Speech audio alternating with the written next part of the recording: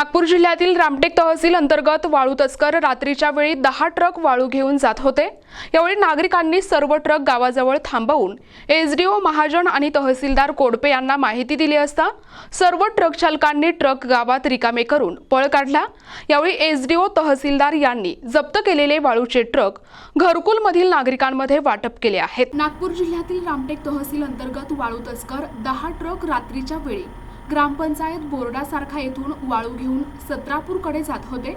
नागरिकांनी हे सर्व ट्रक गावाजवळ थांबवले आणि गावचे उपसरपंच पंकज चौधरी यांनी एसडीओ प्रियेश महाजन आणि रामटेक तहसीलदार रमेश कोडपे यांना घटनेची माहिती दिली।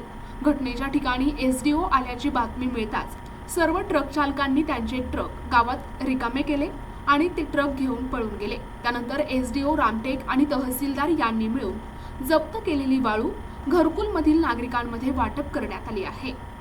मौजा कुमारी येथून मौजा छत्रापूर येथे 10 ट्रक जात असल्याची माहिती गावकऱ्यांना मिळाली। तेथील गावकरी व माननीय उपसरपंच साहेब पंकज चौधरी यांनी याबाबतची माहिती माननीय तहसीलदार साहेब रामटेक यांना कळविली। माननीय तहसीलदार साहेब रामटेक हे घटनास्थळी हजर झाले। त्या दरम्यान ट्रक चालकांनी ती रेती तेथेच पाडून पळ काढला, कारण त्यांच्याकडे वैध रॉयल्टी नव्हती। दुसऱ्या दिवशी म्हणजेच 28/5/2025 रोजी सकाळी 6:30 वाजता मी घटनास्थळी हजर झाले।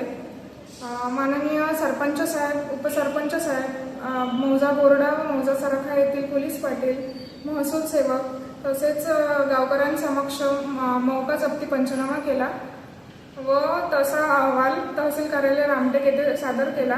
माननीय तहसीलदार रामटेक यांच्या आदेशान्वये ती रेती घरकुल लाभार्थ्यांना मोफत वाटप केली। प्रतिनिधी अजय मेहेरकुळे, NTV न्यूज मराठी, रामटेक, नागपूर।